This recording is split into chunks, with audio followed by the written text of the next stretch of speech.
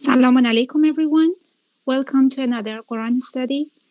God willing, today we will continue from Surah 79, verse 29. A'udhu billah minash shaitanir rajim. I seek refuge in God from Satan the rejected. Bismillahir Rahmanir Rahim. In the name of God, most gracious, most merciful. Verse 29. He made its night dark and brightened its morn. He made the earth egg-shaped. From it he produced its own water and pasture. He established the mountains, all this to provide life support for you and your animals. SubhanAllah, these descriptions that actually continued from the previous page, that God Almighty is talking about how He created the sky and He constructed the sky and He made the night dark and its day is brightened. So these are like taken for granted for us. You know, we are so much used to it that if you're not a submitter, you might be heedless to these signs. But these descriptions are informing us about the significance of this test and how much God loves us, and to give us this opportunity to repent and to reform and to purge our idolatry and the big sin that we committed in the high society. So every sincere person can see that the planet Earth is not just created for play, and there is a purpose behind it. And the purpose, God has constructed the earth for the good souls, that only God is aware of the good souls, or the ones who are going to be redeemed. And He has constructed all of this for the good souls to be redeemed to God's kingdom and to not be thrown into hellfire. And this shows God's immense mercy. And He has also created this opportunity for the wicked souls that, rebelled, for the hardcore rebels in the high society, to show their true convictions and to act upon it, act according to their convictions. And we know from the verses of the Quran that in every single action that is being recorded by God's soldiers, which are serving as, recorders as well as guards for us humans. There are two recorders on the left side and right side. They are recording everything. They're recording the good thing as well as the bad thing. So every single act is being recorded and is actually being put into the record. So those who are stamped hell and are known only to God are actually given this life to create a record for themselves. And God, already knows that the majority of the people are not supposed to believe and are heading to hell. And we know that from the verses of the Quran, that it is already predetermined that majority of the people are not going to believe. And God's wisdom is actually reflected in the fact that He wants the wicked souls to see how their choices has brought this disaster upon them. They will see it on the day of resurrection. We will all see the good things, and they will also see the bad things they committed. And the perfect way for the disbelievers, the idol worshippers, to see the consequence of their transgressions is to give them enough opportunity in this world and provide for them. And subhanAllah, God is providing for both the disbelievers as well as the believers. Yet, this is not going to last forever. Sooner than they think, the day will come when every wicked soul, as well as every good soul, will see their record and they will be judged accordingly. And, on the other hand, we see this merciful plan of the most merciful to create the earth and give us this, avatar body of ours to come to this world. And he didn't just, leave us here without any provisions. God is supporting us every millisecond and is guiding us and providing for us, and, has given us this beautiful planet for our sustenance. On top of everything, He has guided us to His straight path and the path of submission, which is so much full of happiness and contentment.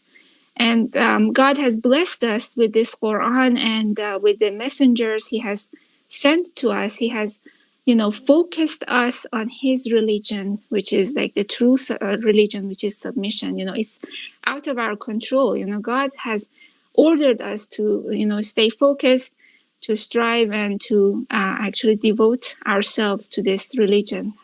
Praise be to God. And, we are constantly, submitters are constantly receiving provisions, both for our body and, more importantly, for our souls, our real selves. And we have been taught so many ways to remember God, as well as, when we are eating, working, sleeping, walking around, and observing this planet.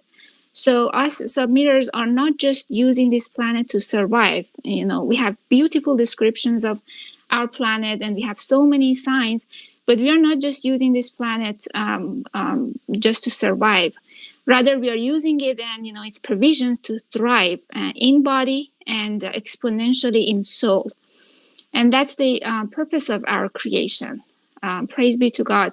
So the goal is to have a strong, well-nourished soul. That's the purpose of our creation, this final chance that God has given us. And that's why submitters are joyful and peaceful. Submitters have access to, as well as, just like disbelievers, we have access to earthly provisions, but we have a special provisions, and we have, spiritual provisions, which is, God's remembrance and reverence for God. And the submitters are not just eating and sleeping and, reproducing just for the sake of doing something. Submitters see God in all those actions, and God has showered them with special provisions, such as contact prayers, fasting. Praise be to God. We had just a wonderful month, and the month of Ramadan, and we can see how much, stronger we get after this month. Also, we have zakat and just charity in general to just develop our souls. So we are living on this beautiful planet, but we are also, becoming stronger in a different dimension. So overall, God provides submitters with an unwavering support in this earthly life and in the hereafter, God willing. And, He will accept them into His mercy and provide them with the provisions that are specifically designated for the believers. And we all know this from the verses of the Quran, but the transgressors, disbelievers, the idol worshippers will have nothing in the hereafter but the blazing hellfire and, everlasting retribution. So this is because they, brought it upon themselves, and they put themselves in hell, and they incurred the retribution. They deny their actions here and reject God's revelations with seemingly, no consequences. However, when the horn is blown and everyone is brought into existence on the day of resurrection, they will see their shriveled and painful soul, and will see the consequences of their disbelief that would go on for eternity. So the whole point of, me saying all this is that, we are on this earth. We have inherited the earth, as God tells us, but not just to develop our body. It's just all these provisions are provided for us to develop another dimension, to praise God, to be reverent to Him, and to actually inherit the heaven, inshallah, in the hereafter. Also, in verse 30, He made the earth egg-shaped, as we read in the footnote. The Arabic word dahaha is derived from dahaya. I don't know how it's pronounced, which means egg-shaped, which is like one of the scientific miracles of the Quran. At that time, at the time of ignorance, the Quran provided certain scientific signs that were unknown like centuries. They were revealed like centuries after the revelations of the Quran. Like scientists were allowed to discover them, that the earth is egg-shaped, like years after the revelation of the Quran. But we have this Quran revealed to the soul of Muhammad, and it already has these miracles because the creator of the universe, actually the one who created the earth egg shape, also made this revelation to us to help us redeem ourselves. So inshallah, I continue from verse 34. Then when the great blow comes, that is the day when the human will remember everything he did. Hell will be brought into existence. As for the one who transgressed, who was preoccupied with this life, hell will be the abode. As for the one who reverenced the majesty of his Lord and enjoined the self from sinful lusts, paradise will be the abode. So we all know about the blow, and like when the horn is blown and everybody falls unconscious, except the creatures, that God allows them to stay conscious, according to the verse of the Quran. But everybody falls unconscious, and then the second horn is blown for the second time, and everybody is conscious, and they will see the day of resurrection. God and the angels will come down, and everything will change. There will be a new earth, and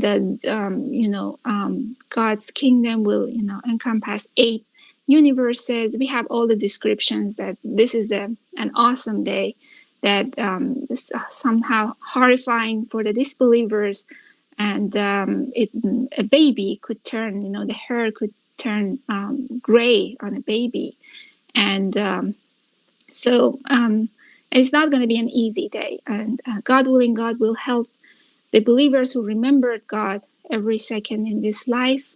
At least they're tried to actually, God will see to it that they will survive that day, and inshallah will go to heaven. So we will see that in these verses that the human will remember everything, and hell will be created on that day. We don't have a hell right now.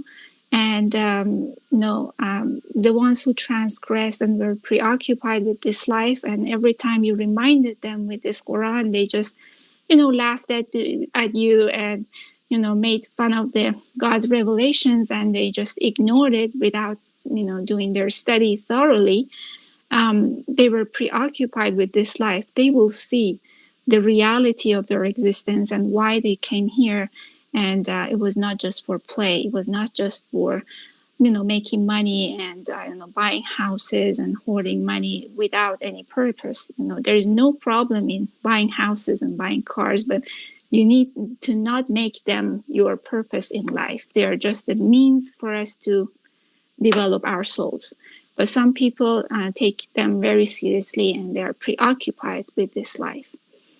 So hell will be their abode because they were unappreciative of God's signs and God's constant reminders. God sent us so many messengers. We had the messenger of the covenant. We have Miracle 19, and praise be to God. We as submitters are supposed to give the message to people, and every time we do that, we see how rebellious they get. Maybe they will get guided. They will be guided down the road, but for now we see that they are preoccupied, and they even might you see the mockery in their eyes, and that will be their description on their resurrection. They will be just shocked. But the ones who reverence the majesty of their Lord and enjoined the self from sinful lust, we see that the paradise is promised, and God's promise is the truth. We even feel the paradise here. We feel in terms of happiness. I mean, you see that God's when you reverence God and His majesty, and you are, refraining from what God commanded us not to do as submitters, and we are doing the commandments. We are actually obeying our Lord. We will see that our life changes and becomes so much happier. The quality of life changes, and you feel like you have a shield, you have a protection in life, and you are being provided with both a spiritual and material provisions in life. So the hell starts here, And also the heaven starts here. We don't have to wait for all the things that we do to catch them in the hereafter. God promises us happiness here, and actually we can see that, mashallah, as as submitters. But the actual hell happens on the day of resurrection, actually is created on that day. And so verse 42 starts with people asking about the day of resurrection, which is called the hour, the eternal hour. And inshallah, I will read those verses. They ask you about the hour and when it will take place. It is not you, Muhammad, who is destined to announce its time. Your Lord decides its fate. Your mission is to warn those who expect it. The day they see it, they will feel as if they lasted one evening or half a day. SubhanAllah, we are all, we want to know when that day of resurrection is going to happen.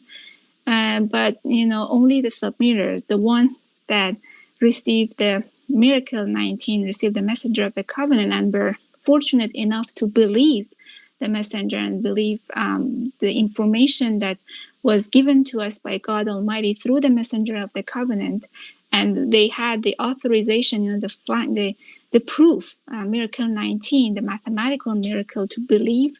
They know that the 2280 is going to be that hour, but nobody knew it prior to the messenger of the covenant, and God decided to give this information to the messenger of the covenant, and he's actually telling Muhammad here in verse 43 that it's not you who is destined to announce its time. And praise be to God, we are fortunate to know, even though we are not gonna live until the day of resurrection 2280, we know when it's gonna happen. And this is all a blessing. All the blessings that God has given us, the information is a blessing. And we know that, like in I think in Surah 27, God actually tells us that he's the knower of the future, and he doesn't reveal the future to just anyone. He only reveals it to the messenger that he chooses. And we know that messenger is the messenger of the covenant. Actually, if you go to the Surah 27, in one of the footnotes, you will see how it is mathematically proven that the messenger is the messenger of the covenant, Dr. Rashad Khalifa. So also in verse 45, we see that the mission, everybody's mission here, the ones, the messengers, the actual commissioned messengers, as well as the non-commissioned, or let's just say submitters, who are giving this information to people, is to just warn those who expect the day of resurrection. And those who don't expect it, even though they might say they believe in God, they don't expect it, so they don't care. And you see the mockery in their eyes. But those who are reverent, get this information and redeem themselves. They become so happy to see the information, and they actually praise God and become more and more reverent. And verse 46 shows us how, nil this life is, how unimportant this life is, except for the fact that it can help us improve, strengthen our soul. There's no other purpose behind it, and it's like there's nothing that can, make us angry or make us sad, because this verse is telling us that we will see that it's lasted just one evening or half a day. It might feel like we feel like 70 years or 100 years or 50 years of age, but on that day we will see that time-wise it's just one evening or half a day. That for believers, praise be to God, it's just it was a great opportunity, a one evening that they developed their soul. But for the disbelievers, it was a painful, time, because they were just, trying to hoard money and they, prove themselves. They were fighting, creating all these war and fights all over the world, and they will see all of a sudden, oh my God, it was just one evening and half a day, and we don't have anything in our account. We didn't save anything for the hereafter. So Inshallah, I will continue with Surah 80. He frowned, Abasa. In the name of God, most gracious, most merciful. He, Muhammad, frowned and turned away. When the blind man came to him, how do you know? He may purify himself, or he may take heed and benefit from the message. As for the rich man, you gave him your attention, even though you could not guarantee his salvation. The one who came to you eagerly and is really reverent, you ignored him. Indeed, this is a reminder. Whomever wills shall take heed. In honorable scriptures, exalted and pure, written by the hands of the messengers, who are honorable and righteous.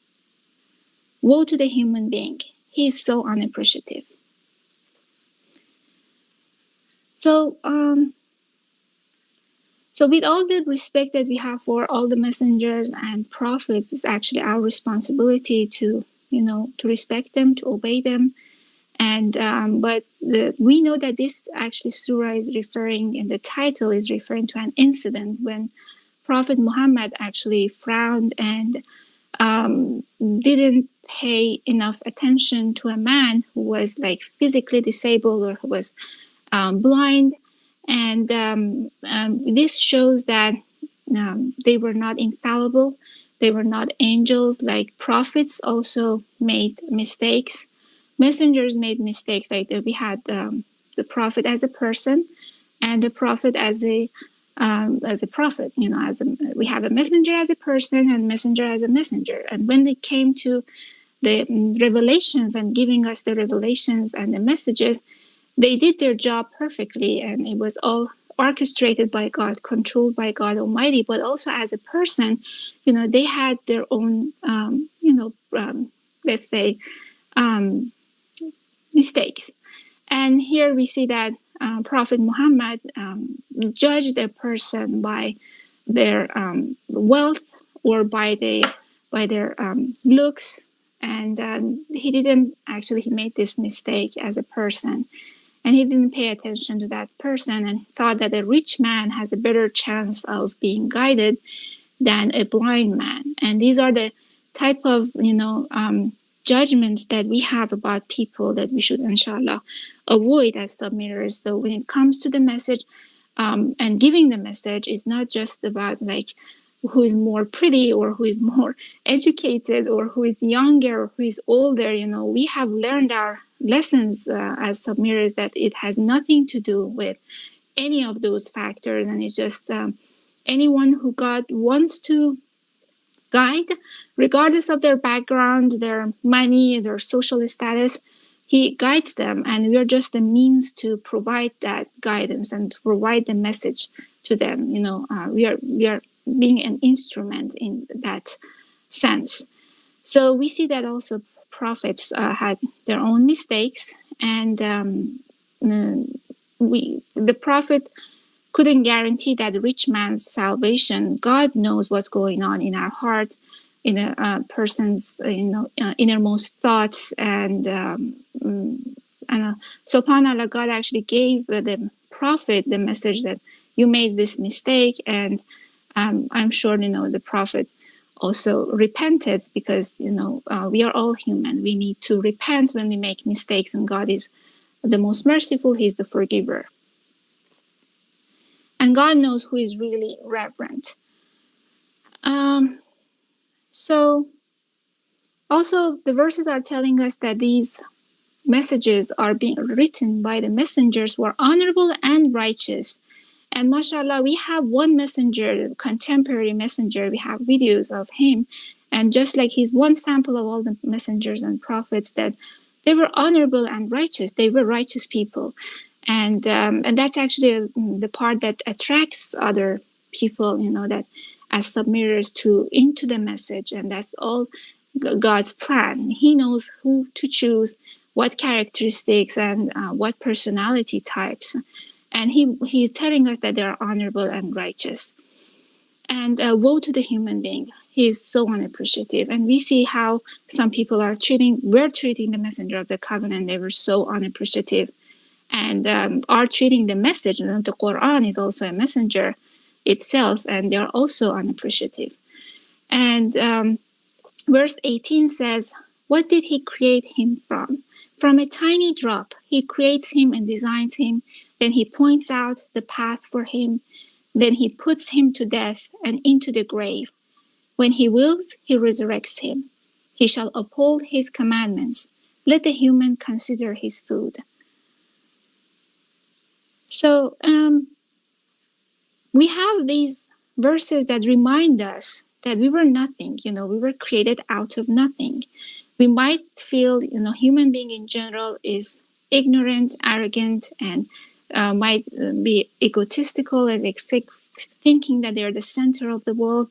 But like these verses are reminding us that you were nothing, and God created you, and he designed you, and he designed you perfectly, and he points out the path for us, both path, the good path and the right path, and the path to evil.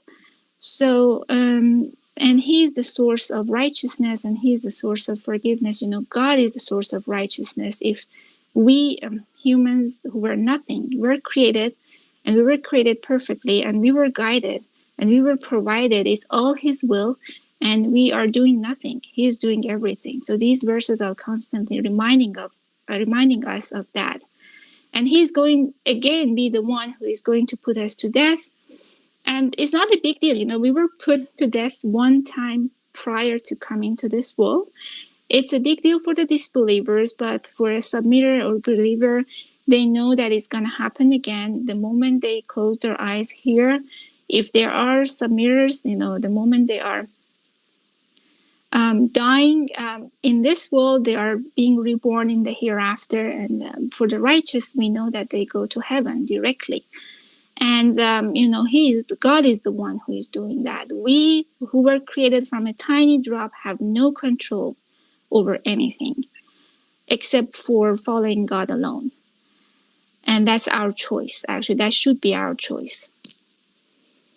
And God is telling us it's a commandment that we should follow his commandments. And, not any other hadith or any other human commandment.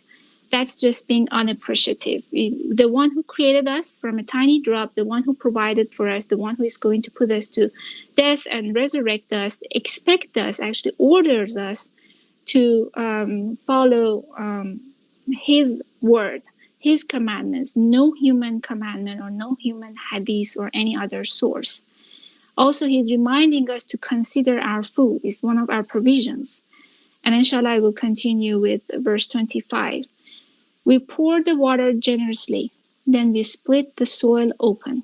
We grow in it grains, grapes and pasture, olives and palms, a variety of orchards, fruits and vegetables, to provide life support for you and your animals.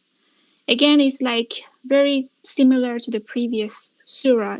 God is constantly repeating these ideas for us. I feel like we all need repetition.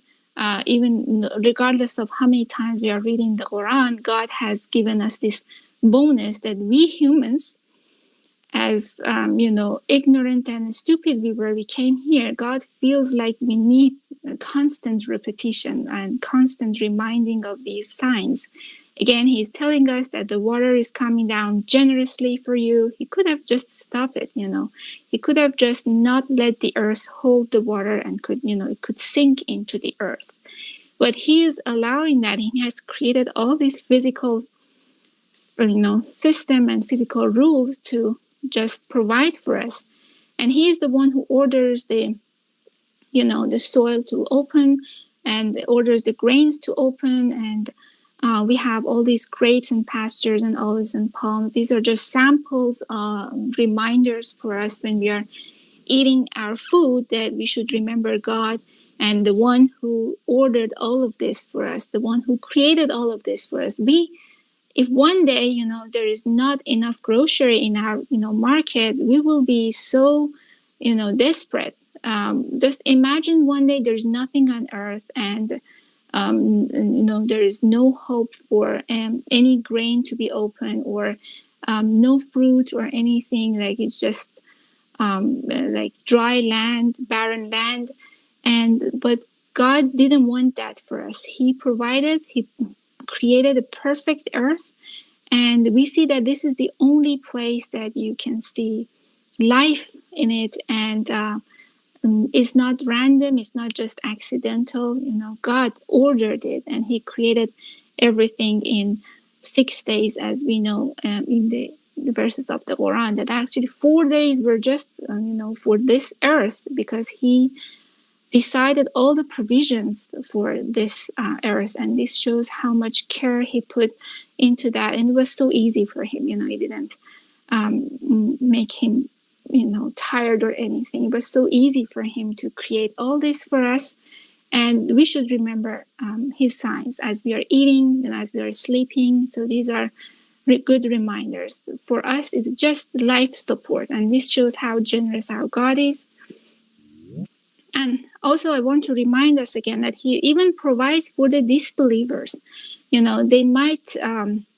the disbelievers, they might think that they are so smart, and the human race has created all this. They sometimes deny the fact that the human race cannot create anything. But as you see in like some scientific programs, they don't mention God at all.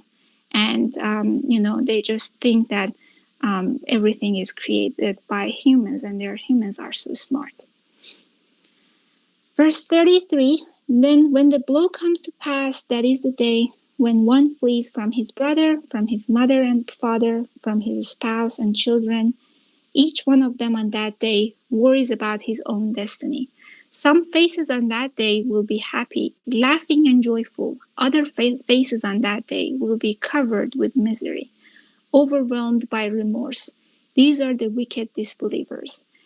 Again, parallel to the previous surah, we have again a description of what happens after the horn is blown, and when everybody falls unconscious, and then the second horn is blown and everybody comes conscious, and they will see that they have to, if they are even willing to give their family or their tribe as ransom to get out of that misery, because they have nothing in their account. They have not, invested in the hereafter. They didn't give God a loan of righteousness, and they're just, miserable there. And this could happen too if anybody falls into idol worship.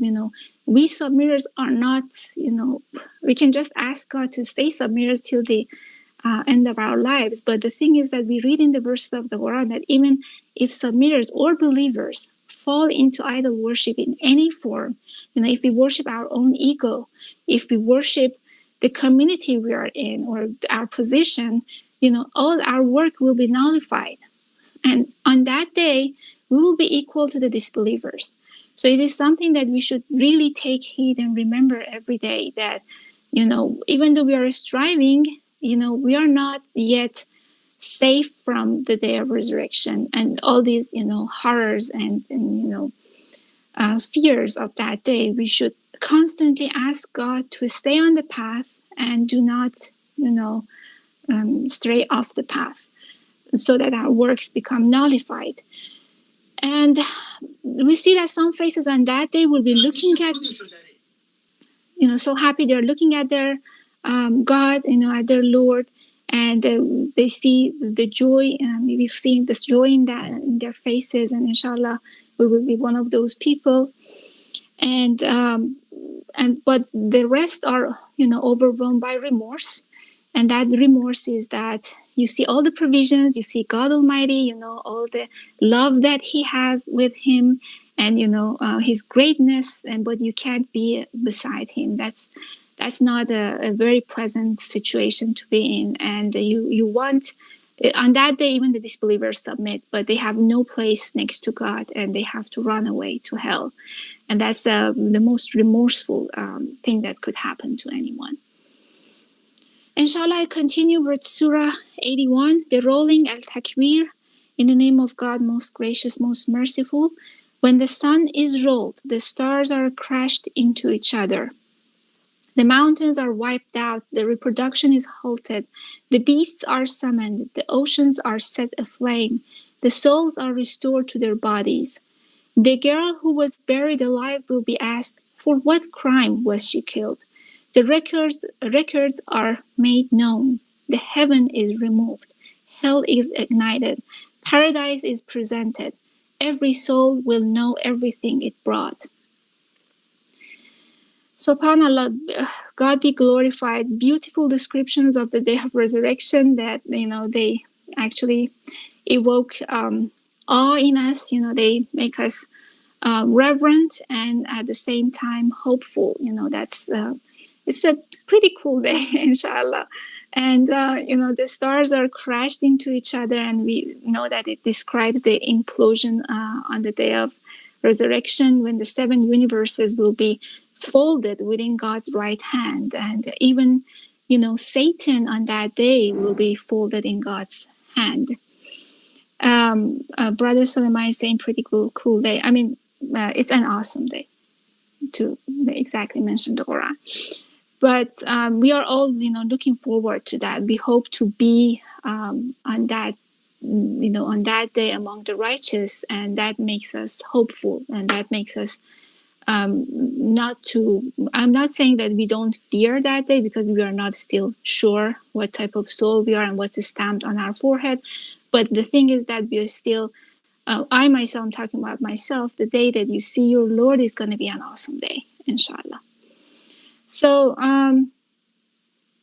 and we know that actually these verses are talking about the implosion that happens on that day. And the reproduction is halted because there are no more souls to come to this universe from the depository of the souls that we are aware of. And everybody has come here and, has gone through their interim and have gone through their test. The beasts are summoned. My understanding is that it has to do with all the animals, even the dinosaurs and everything. They are all summoned. And the oceans are set aflame. So these are very, clear descriptions that we can just imagine. The day is going to be even more awesome. We have no idea how it actually is. It's just our understanding of the physical things that happen these days. So imagining an ocean being set on a flame is not, we can't even imagine how would that be. We can get close to it, but not fully imagine that. And we see that these days all these honor killings and killings of daughters are happening across the world, especially in the Middle East. And on that day, everybody will have that, all those evil souls who did those actions will have that in their record. And God is the one who judges them. And the girl who was buried alive is in the lower heaven. We know that those who die under the age 40, by God's mercy, are going to the lower heaven. The girl is going to heaven, but the one who committed that is going to get the retribution. That killing, the one who committed that killing. And the heaven is removed, and we know that the 8th universe is created and hell is ignited. Paradise is presented. Paradise already exists, but God is telling us it will be presented. So inshallah, we will talk about this, because as far as we know, the righteous go to heaven straight, and they are already in heaven. Like, for instance, all the prophets, messengers, the righteous, all the believers are in heaven right now. But God is telling us it will be presented. So maybe in the sense that everybody can see the consequences, and everybody will see the paradise and hell. And also inshallah, I continue with the subtitle that says God's Messenger of the Covenant, and God is making solemn swears.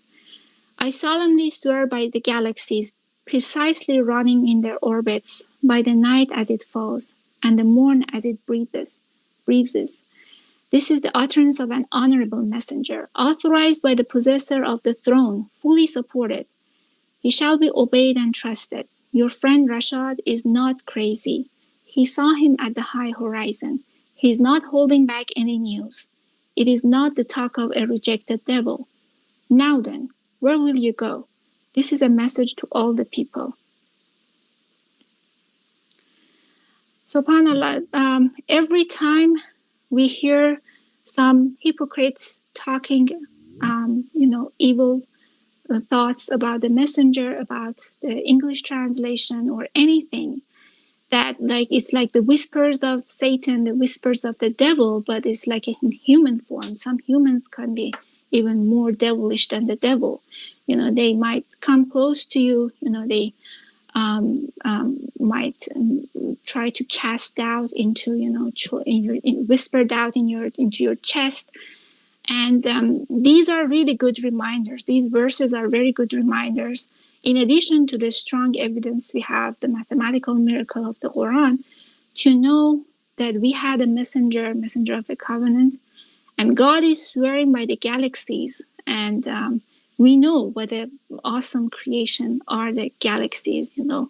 We see the images of them, and we know how awesome they are. And God is swearing by that this is the utterance of an honorable messenger. And we know that the messenger of the covenant is actually mentioned here, as we read in the footnote. So by adding the surah number plus the verse number plus the grammatical value of the name Rashad, 505, plus the value of Khalifa, 725, we get 1,330, which is a multiple of 19. 19 multiplied 70. And this provides Quranic mathematical proof that this messenger is Rashad Khalifa. At the time of the Prophet Muhammad, subhanAllah, we see that these verses also made sense, was talking about that the fact that this is a revelation from God and it's not the talk of a rejected devil.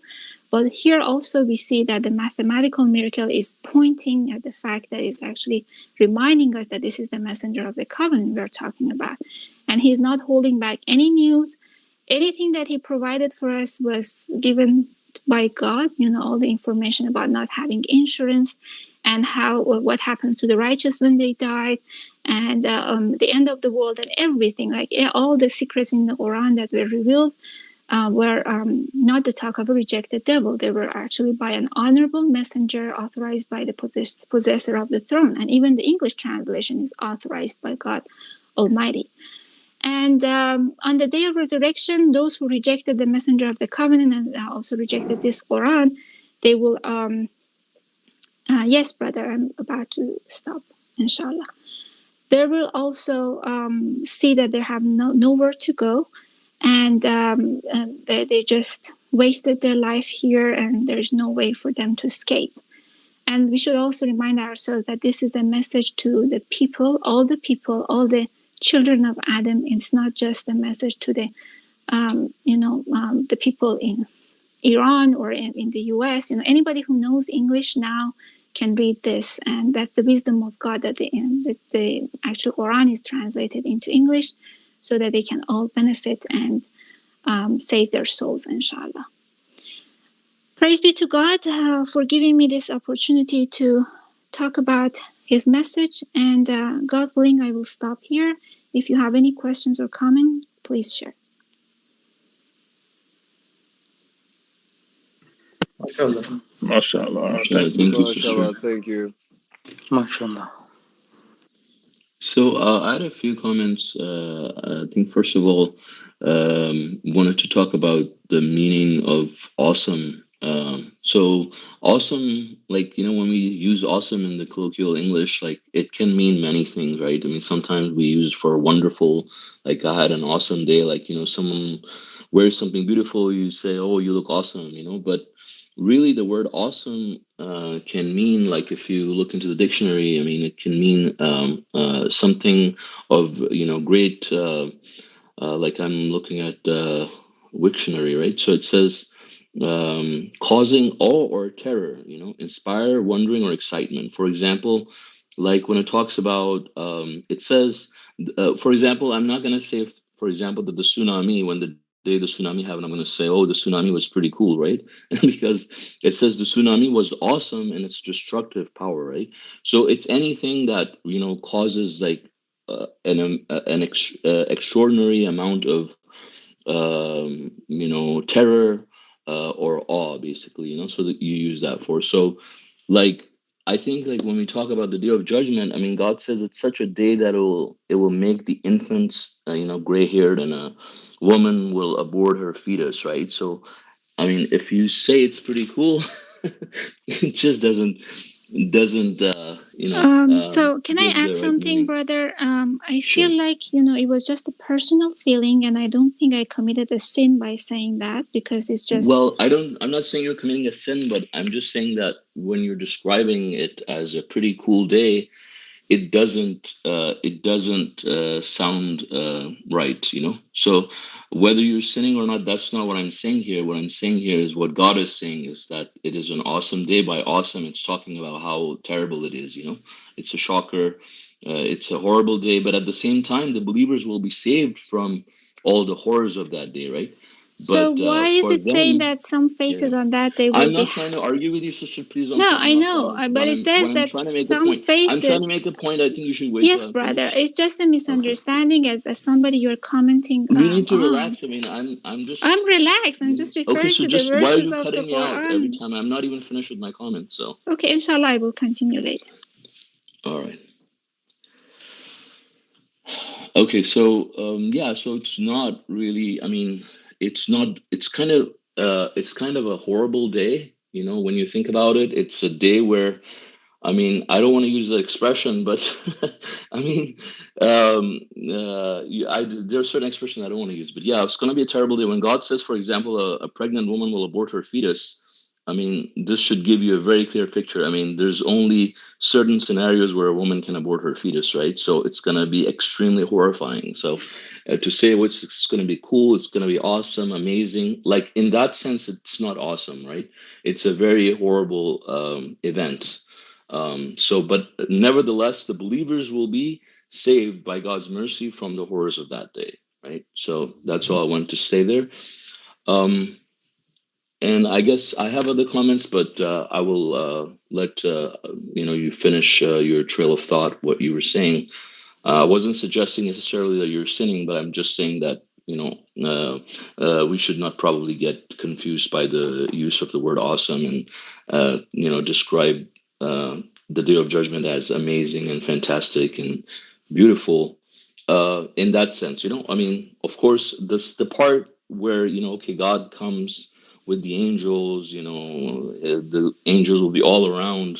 That is something beautiful. God will be close to the believers. That's all for the believers, right? But for the disbelievers, it is, I mean, truly devastating, right? I mean, we can't even explain it in words if we truly saw how terrible it was.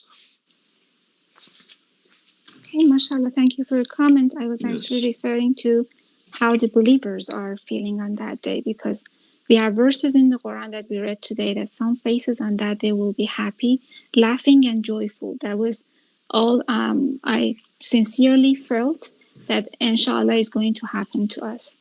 And that's why I said, and I definitely, mashallah, know the meaning of awesome, that it means it Hmm. triggers awe and reverence, and it's not an easy day, we all know that, but also the god is telling us that they will be joyful and happy. So I'm not gonna ignore those verses, and it's just a feeling that I had that I shared, mashallah. Hmm.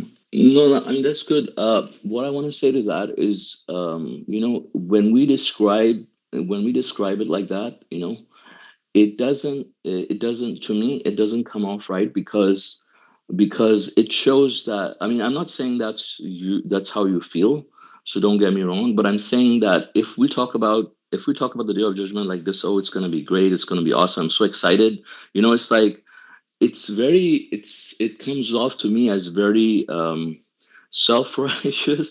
Like, we're already thinking that we have made it, right? Like, we know, like, oh yeah, I'm gonna pass, I'm gonna be like in the front row, and I'm gonna be given this VIP treatment. No, I should be crying to God and asking for forgiveness, and I should be afraid, so that's the only reason why I even highlight that, because if you say that, yeah, that's going to be really amazing day, it's going to be beautiful, that means you're kind of saying that, oh, I already know I've made it. Like I already know nothing's gonna come at me. I've already made it. That's the only reason why I would say that we shouldn't like, kind of. I mean, if you're saying it about the believers, so yeah, you should say that it's for the believers. It's gonna be amazing, and they're gonna be saved. That's fine. But in general, if we describe it like it's gonna be cool, it's gonna be amazing, it's gonna be awesome, it's it doesn't sound right. I'm sorry. So. Well, brother, mashallah, we know that God knows our innermost thoughts, so that's not what I actually hinted at. And I never think of myself as a righteous. And if you actually paid attention to what I was talking, I said that we are never guaranteed heaven. And that's not what I meant. I meant for the submitters. And as somebody who is a second language speaker, when I'm thinking, I have like double layers of thoughts that I have to go through. So also the message is a heavy message. So when I'm talking, I also consider the fact that God says they will be happy, laughing, and joyful. I was not talking about myself. That's actually your judgment. I was talking No, that's about in okay. submitters in general. I didn't say. Look, I didn't say that. That's how you feel. You remember? I said that, right? I'm not saying that's how you necessarily feel, but that's how it comes off, right? I mean, I'm not saying that you think that you have made it, but when you say it like that and you don't mention that for the believers to somebody who's listening, it may come off as that. So of course God knows our intentions, but everybody who's listening does not know our intentions naturally. So we have to just kind of spell it out for them. So that's all. Also, there was one other thing I wanted to mention. That was regarding the messenger of the covenant and in relation to the blind man, right? So we know that Muhammad ignored the blind man, right? But I guess the way I see it is, yeah, he ignored the blind man, but that's not to say that he judged him like, hey, he will be more guided than this guy, and so let me pay more attention. All we know is, for whatever reason, he had this prejudice where he did pay attention to the blind man and didn't pay attention to the blind man. He paid attention to the rich guy, maybe because he thought maybe the rich guy would help submission. I don't know. But we don't know exactly like what it was. Like, did he really think that this blind man would not be guided, but the rich man would be more guided? We don't know that, right? So that's one thing I wanted to mention.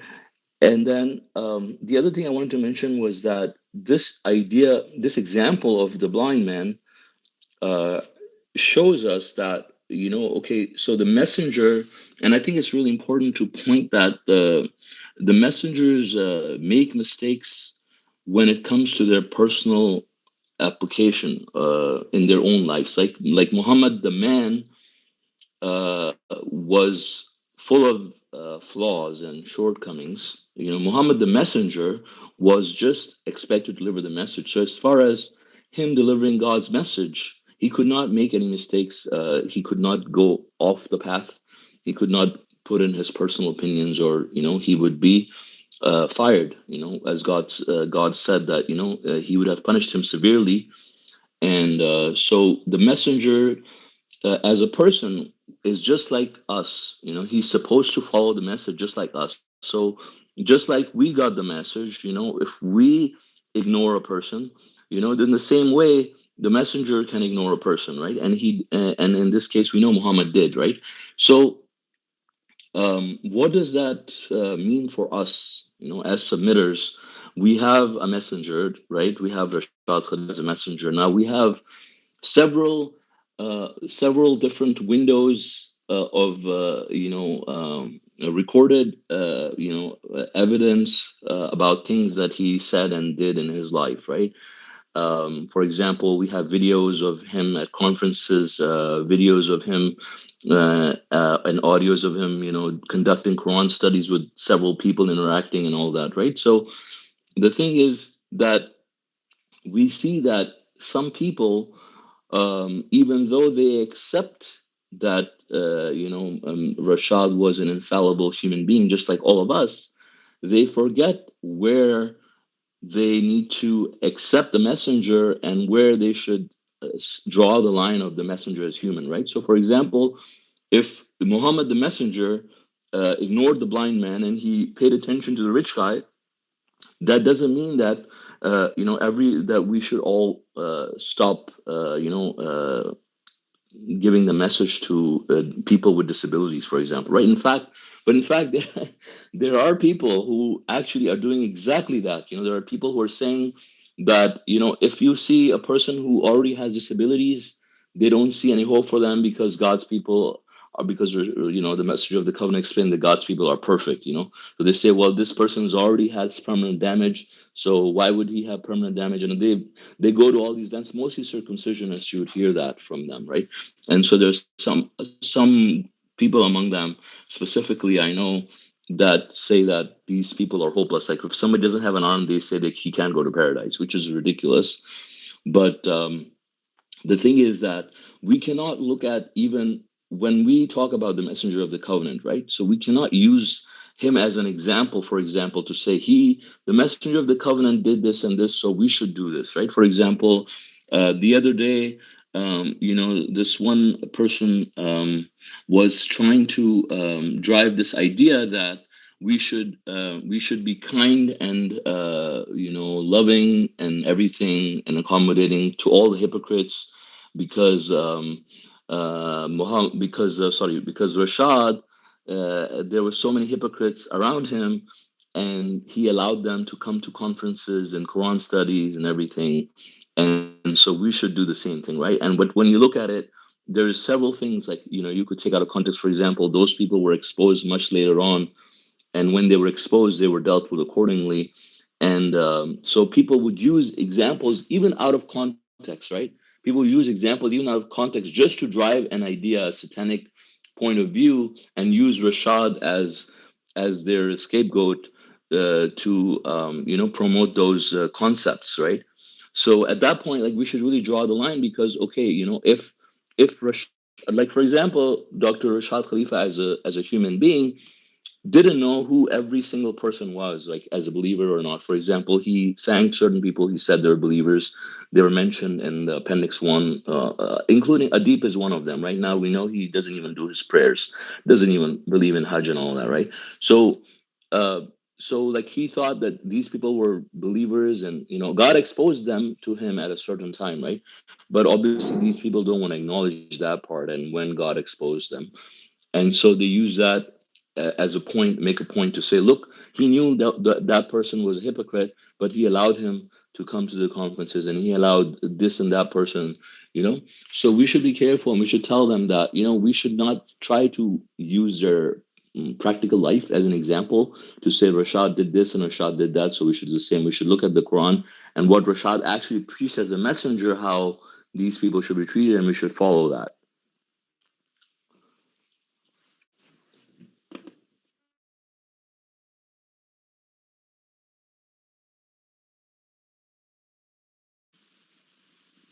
Yes, mashallah.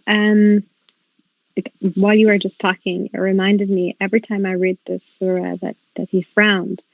I just think that, you know, if it was me, for example, I'm not creating a test for myself. I'm just saying, like, for example, you have Elon Musk waiting there to listen to you, and then somebody else again also waiting to listen to you. I mean, I personally would think that if Elon Musk become a submitter, then he would probably be able to help send a message to the whole world, and he's such an influencer. Mhm.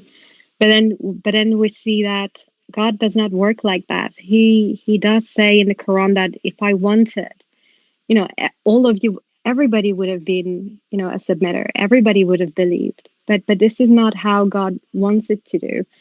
And He's created all these heavens and earth and all these beautiful things in it. And Sister Shima was reading about all of those, amazing things on earth that God has created. He has created this perfect test for all of us, every single one of us, to come here and go through the whole test. And you see that times like this is that when I read the Quran and when I read this translation, I feel that, you know, that the responsibility is very high now that we know we must do better. And this simple thing that we don't even think it is of any issue, you know, God has reminded the messenger, look, this is not the way you have to preach my message. My message should go to the one that wills to believe, you know, not that it goes to the one, but those who will to believe will believe. It has nothing to do with race, with the money, with anything. And God says, you know, the best of you is the more righteous one. So, mashallah, it's a very good reminder, and also, you know, a great test for all of us.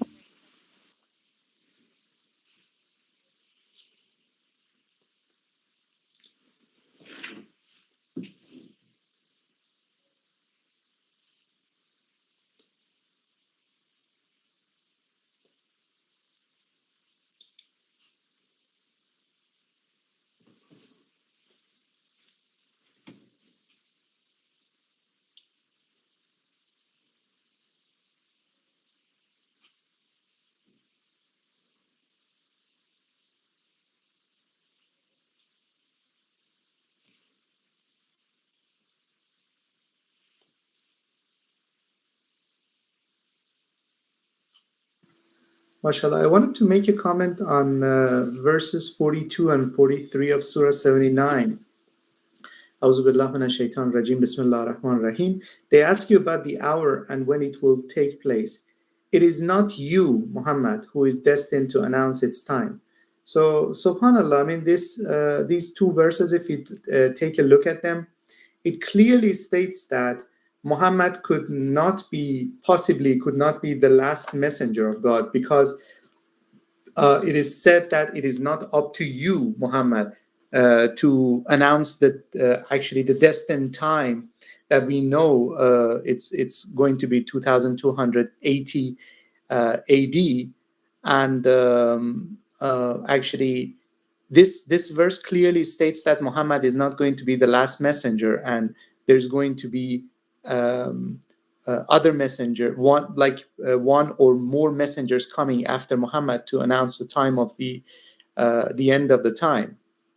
And subhanallah, as we know by the words of Dr. Rashad Khalifa, the messenger of the covenant, we are absolutely certain that 2280 AD is the year in which the world will come to an end. And this is really, I mean, absolutely awesome, awesome news that we have, subhanallah.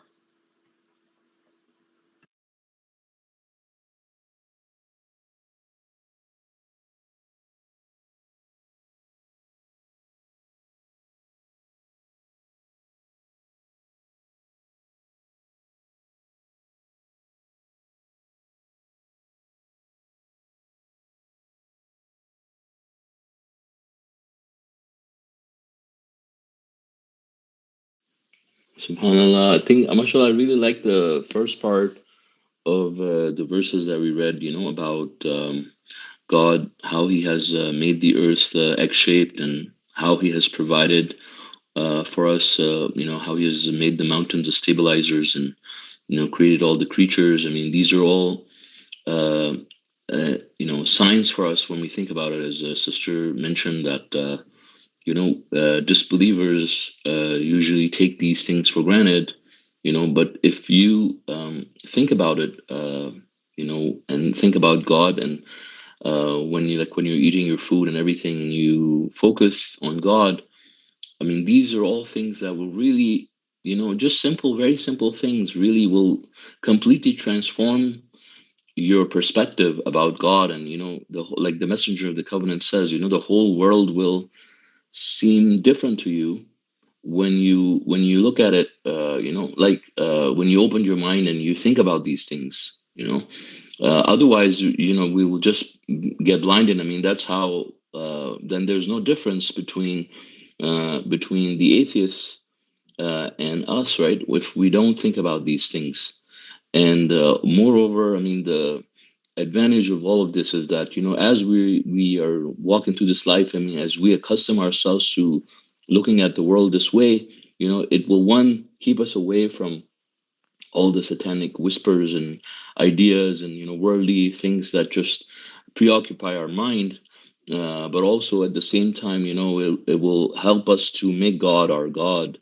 And instead of thinking about those other things, I mean, God will be on our minds, and we can focus more on the hereafter. So,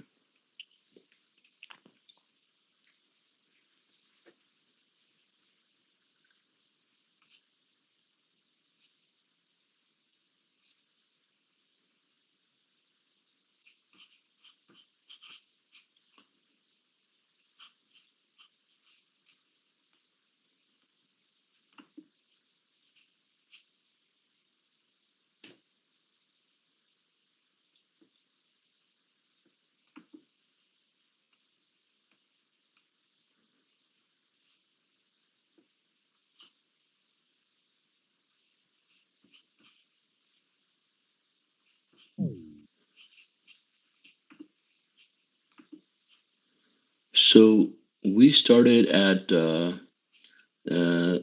79:29, right? And so we also read,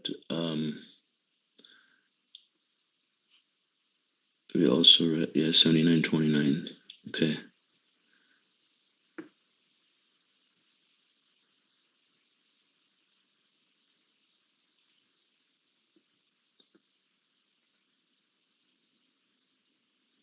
Yeah, God says, "Woe to the human being; he's so unappreciative," right? And so when we think about it, like every human being, most people are unappreciative. I mean, that's just a quality that inherent quality in the human being. He's unappreciative, and obviously being appreciative or unappreciative doesn't necessarily just mean that we thank God with lip service, but also through our actions we show appreciation to God. I mean, we don't just acknowledge. I mean, when you thank God, you mean it, and you show it, right? If someone just give you something and you just give him lip service and you thank God, I mean, you thank him, but you don't mean it. That thank you or appreciation doesn't mean anything, right? And so in the same manner, I mean, if people say thank you to God, but they don't actually mean it, and show it, then that doesn't mean anything. And so being appreciative to God means that we worship Him, right? We believe in Him, and not believing in God is being appreciative, right? So believing in God is showing your appreciation, doing all the practices of your religion. We're doing that in order to show our appreciation to God, right? And so God says, let the human consider his food, And when Shima was reading that, I was actually eating, and I wasn't even thinking about my food, But I mean, I was eating some like snacks made out of corn, and then I start thinking about it, and cheese and pepper, and subhanallah, I mean, makes a great combination. But all these things, I mean, God, I mean, we just take these things for granted, right? People eat snacks without thinking anything, right? I mean, um, but God says we grow in it grains and grapes and pasture olives and palms. I mean, if you think about it, I mean, how God has genetically programs all of these things to keep repeating and reproducing themselves. I mean, He has put them in pairs, I mean, how could anything other than God put all of this in order, right? There's no explanation to that, so every time I think about this, like, it really baffles me that there are still people in this world and in this day and age that will think that all of this can just be created on its own. I mean, there's absolutely no way that you could have such amazingly tasting fruits with such beautiful colors and varieties and flavors that we as humans can never even recreate. To the point of not being able to distinguish between the two, right? And yet, people think that all these things would are just just blubber, just came out of nowhere by itself. So obviously God created all these things to provide life support for us and our animals, and we should be thankful to God for these things, and we should thank them we should thank him by our actions, by our practices.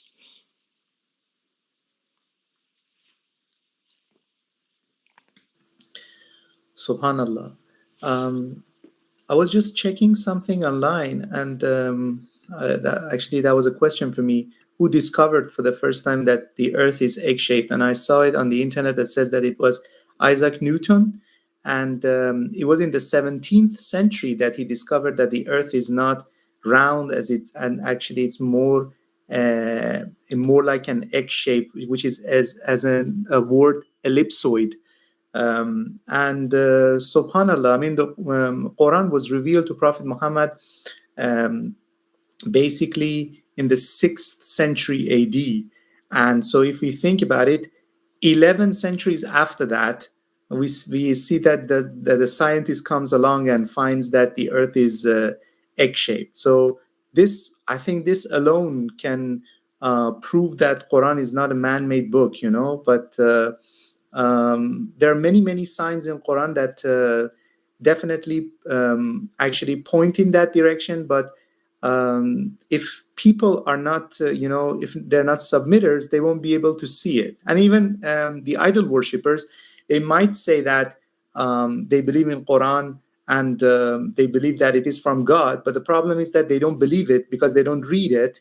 And if they believe it, then they will see the other verses as well, that it is clearly stated that Quran is complete, perfect, and fully detailed, and they don't need any other sources beside Quran.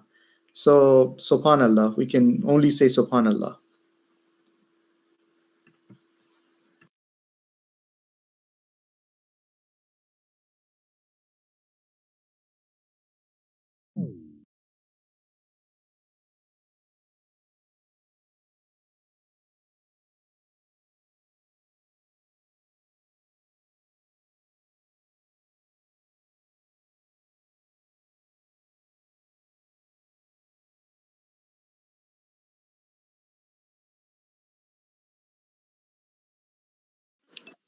Yeah, mashallah. There's still some people that think the earth is flat. I think that's a new um, belief system or ideology, which is kind of funny, But yeah, you show people, there's so many miracles in the Quran, like even before the mathematical miracle was revealed. I mean, and if you show people these, let's say, 50 years ago or 60 or 70 years ago, they'll, I guess it's just the human being's tendency to, I guess, just disbelieve and stuff. It doesn't, like I was actually just watching the movie Contact. I think it was after Carl Sagan's book. Just wanted to see what it was about because I know the messenger had used the book as an example, and it was a good movie in the sense that it made me think about God and just a few other things. But there was one scene in the movie where I think the lead protagonist, the woman who was trying to contact whatever was out there, she was questioned by her friend, like, why don't you believe in God? And she said, well, where's the proof? And when that happened, like when I excuse me, when I saw that scene, it just like kind of hit me. I'm like, man, the proof's like if you look up at the stars. I mean, if you look at the grass, the ocean, the birds, and all that, like this like this earth and stuff, it just didn't come into existence haphazardly, But as Brother Suleiman mentioned, people, even we have to be careful, about this. We take things for granted, and sometimes, I'll see this in people. It's not, until they lose something, like a friend or family or relative, they'll lose something, and then they start imploring God, or they say how much they miss this or this or that, and then when they get it back, they just go back to the same thing, and yeah, it's like constantly being aware of like when I'm drinking, coffee or eating anything, saying mashallah, or even if I turn on my TV or computer, excuse me, I recognize these are blessings from God, because it is, the world is can be very distracting, so if I'm not careful, if we're not careful, we can we, we always want to remember God, and use these blessings and provisions as a way to remember Him and thank Him.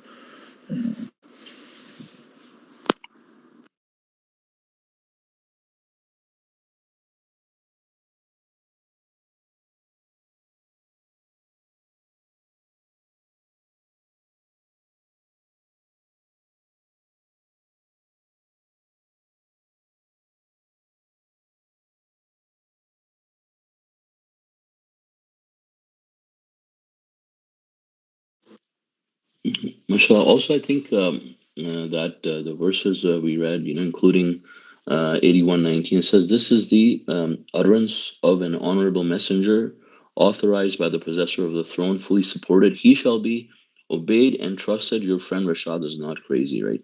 So, specifically, I mean, people are being instructed in the Quran with proof that Rashad Khalifa as a messenger has to be obeyed and trusted, right?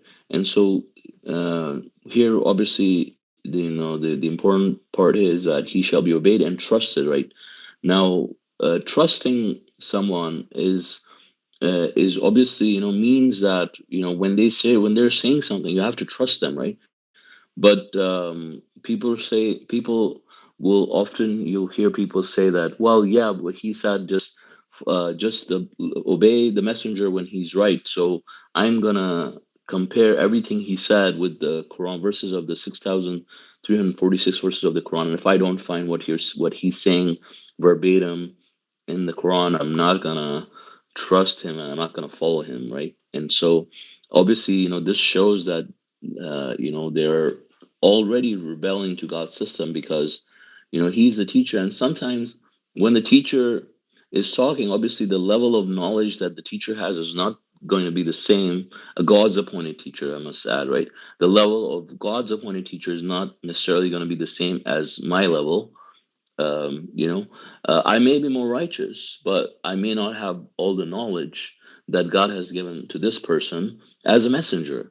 And so when he says something, I may or may not understand right away or see it in the Quran. Like when he talked about the age of 40, obviously the age of 40 is not specifically spelled out the same way, but the verses are there to look at it, right? So I mean, if you're guided by God, you will see that yes, it's in the Quran, and God guided the messenger and appointed him as his mission to explain it to you, right?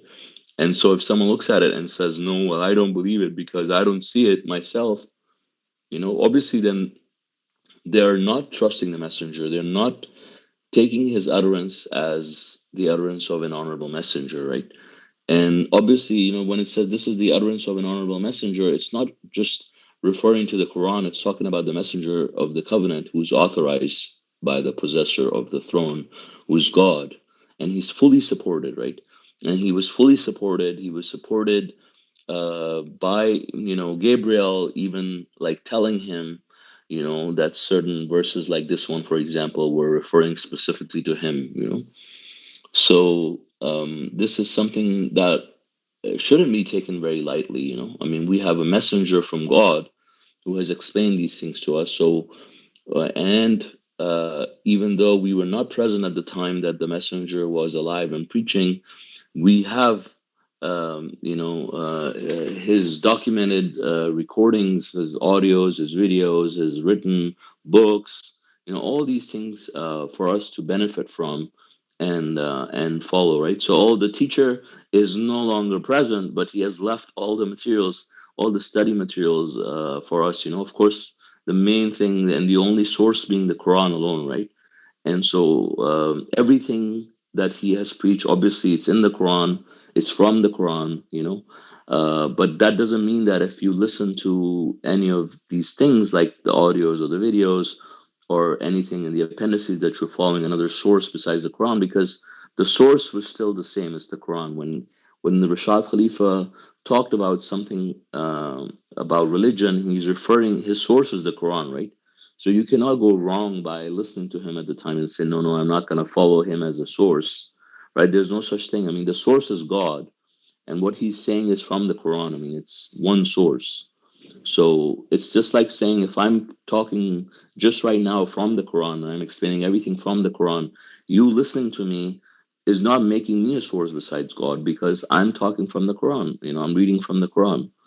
So or you could be talking about something from the Quran and telling people to follow Quran alone, and then someone can say, no, I'm not going to listen to you because you're not Quran, for example, right? That's just utter nonsense. But I mean, we have heard all of these arguments, right? So I think we should be prepared to address those. If someone ever brings them up to us, to try to confuse us or to try to divert us by saying that we are following some other source, right? But people are following other sources when they're doing things that are not in the Quran, that are not from the Quran, and the messenger has not explained to them as being from the Quran, and they're still doing it, like circumcision, for example, right? And there's a bunch of other innovations that people end up attributing to God as they, start expanding on their personal opinions and going deeper and deeper and coming up with their own laws. But as far as the messenger's words are concerned, as far as the Quran is concerned, I mean, we have everything from God's messenger, in very much detail.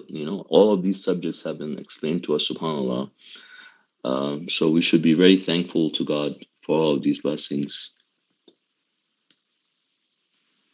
Yes, mashallah. And in one of the audios, Messenger himself said, if they say that you're following Rashad, you just have to say, no, we don't follow Rashad.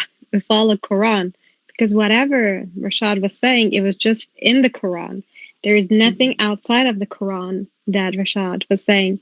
Yes, there were some clarifications around some of the verses that God sent to Rashad through Gabriel, like the age of 40, or the fact that, the believers go straight to heaven, and some other ones. It's just a clarification that was sent to Rashad through Gabriel by God.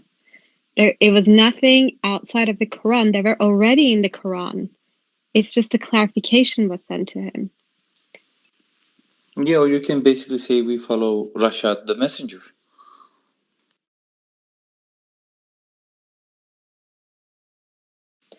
But then the messenger only gives you the message of God, so you're only following God. Yes, yeah. So obey you obey God and messenger, but you follow God's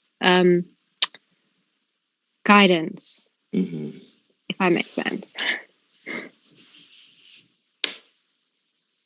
MashaAllah. Yeah, I think stuff like the age of 40 is maybe a test for people, as well. I mean, obviously he said his messengership too, but,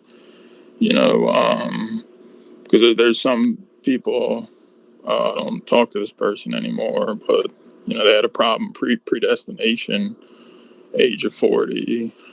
I think we should introduce this person by now. You have raised the curiosity of everyone always talking about this person. Yeah, well, it was my dad, but he's the one that the message had come across, and this is, I asked him one time, I said, this is probably 4 months ago, but I said, I mean, he even thought, or he was reading, when I would send him Quran translations, like from the messenger, I would just make nice little pictures and stuff, just reminders, before I got more clarification about who or what he was, he would immediately go to like some website, Quranics.org, and he would find every other like Quranist alone translation other than the messengers, and he would compare it and say, oh well, this one, like, or like even took one from a deep one time. And then I asked him, I think the last time I spoke to him, and I was just like making sure, I was doing the right thing. And I asked him, I was like, well, you need to make your contact prayers. And I mean, he doesn't believe you have to pray at specific times of the day. He said, oh, you should just call out to God whenever you feel you need. And basically, he was just trying to say it's robotic,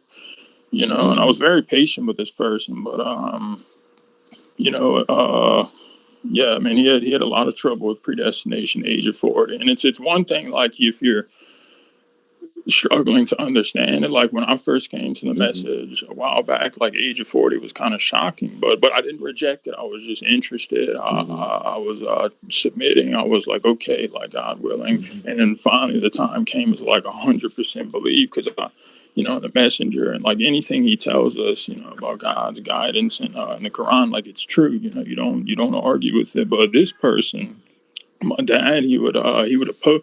It got to the point where he was opposing.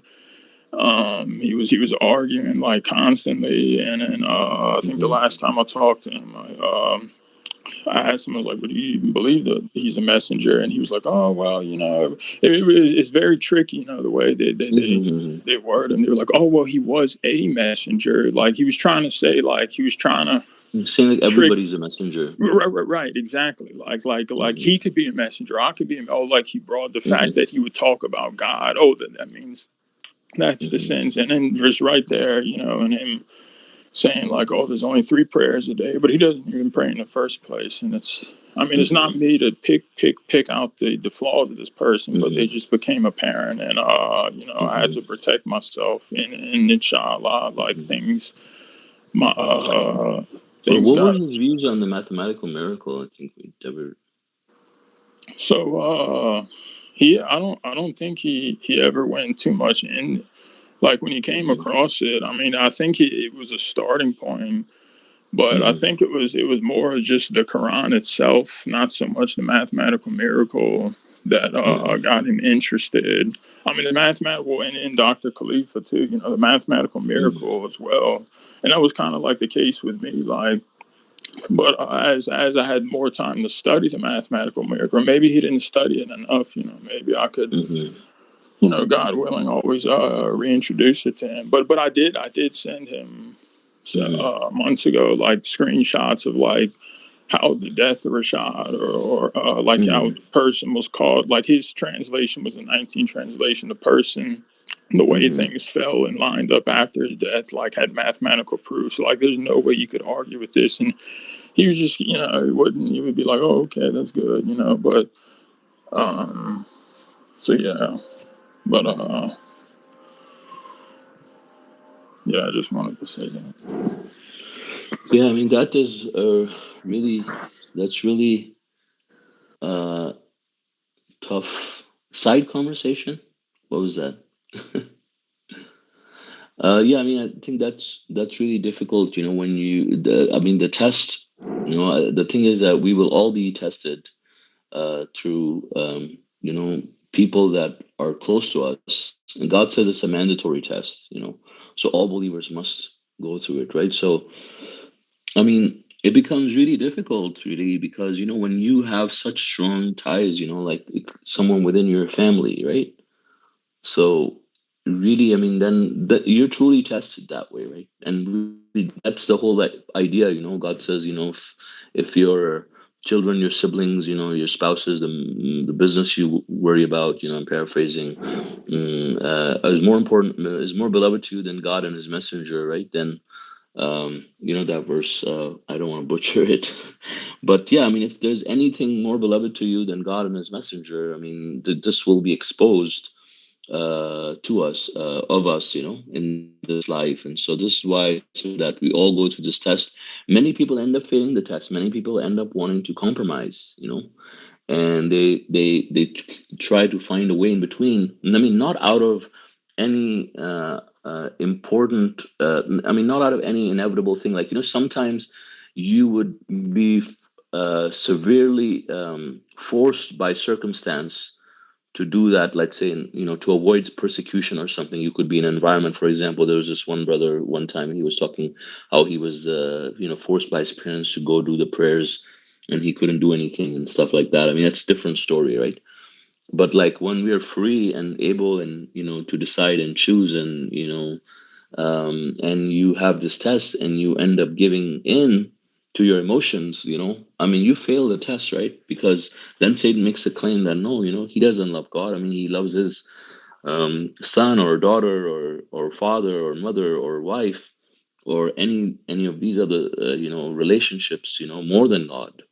When they fail to show that they made the right choice. So we have to be prepared for that, in our lives. And I mean, it sounds easier than done. I mean, easier said than done, but it's nevertheless it's a mandatory test for every believer. Yes, brother, mashallah. It was not easy at all, and it's almost something that's, in a way, it can be ongoing, but it does. You God strengthens you, because you hear news about this person, or it makes you feel sorry for them, But then, like, I hear other news that God will give me, to combat Satan's news about feeling sorry for this person, and I'll hear something else that, like, oh no, this is just a good reminder, and just God strengthens me, But yeah, it's wasn't easy, but mashallah. The real family, as you once told me, is the believers, the submitters, not flesh and blood. I mean, they can be, but we're, but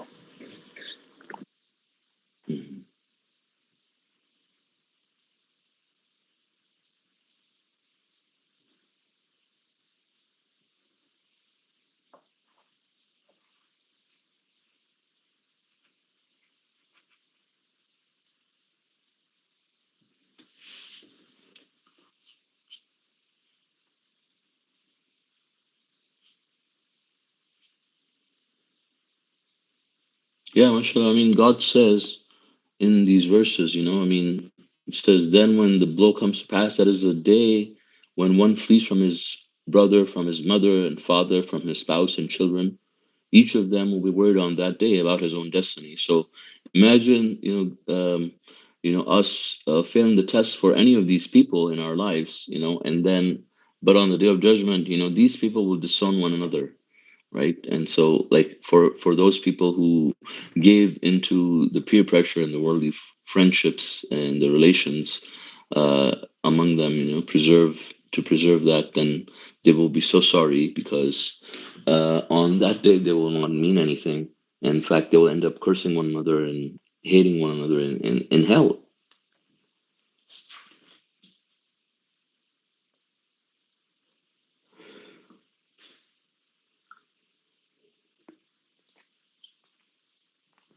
yeah, brother, it's such a scary and terrible fate, So it's the amount of regret and remorse, that people will have, and it's really inconceivable, I guess, for the brain, like, But it's a good reminder to yeah, that's the day to prepare for, So people, because peer pressure is a big thing, That's something, like, I mean, even growing up, it's a huge thing. I really like how the messenger talked about it, social pressure, peer pressure, and I guess the more, like, you kind of look into it, it's I guess it comes back dealing with the ego about us, worrying about what people think about us, worrying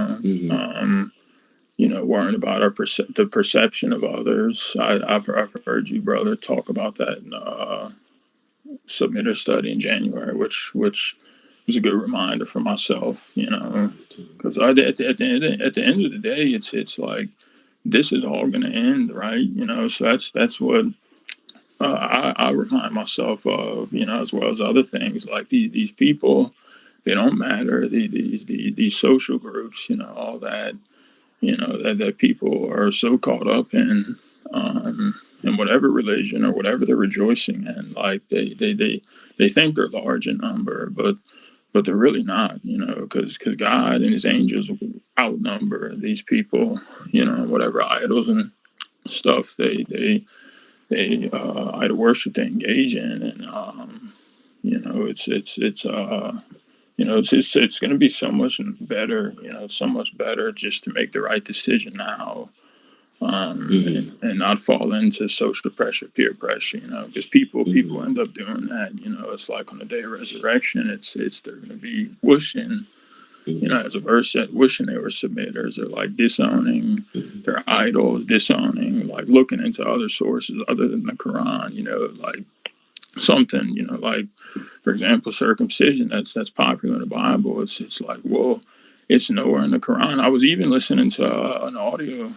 I think it was one of the remastered audios he had put up from the new ones that were released. The messenger had almost, he verbatim said, you're not supposed to follow, like, as religion law and doctrine and belief, you're not supposed to follow anything other than the Quran, because if you do, you've now rejected the Quran, because you're saying, oh, we need something else to tell us how to practice a religion or how to do it. And it just kind of hit me. I'm like, wow, this is really serious. This is real, and that's what these people are doing. They do it, because it's, a lot of other people believe this, and it's like on the day of resurrection, they're going to be hating themselves, they're going to be hating their peers and all that. So it's so much better to be, on the right side, God willing. Yeah, subhanAllah. The peer pressure, if you think about it, really, we got swept in the crowd when the feud broke in the high society, right? So this is kind of like how it happens, like we got swept. How did we get swept in the crowd? Because there were people that were talking about this, and we were like, I'm not really sure, but like we kind of went along with people around us, right, in that sense, and ended up coming down here with them. But God knew that not all of us really truly believe that way. Some people just kind of got swept in the crowd, literally. But subhanAllah, this is God's blessing that He has given us this chance to, show our allegiance and prove to Him that our allegiance is only to God alone, and no matter who says it, and all this stuff. We're not gonna accept, and we're gonna be following what God says.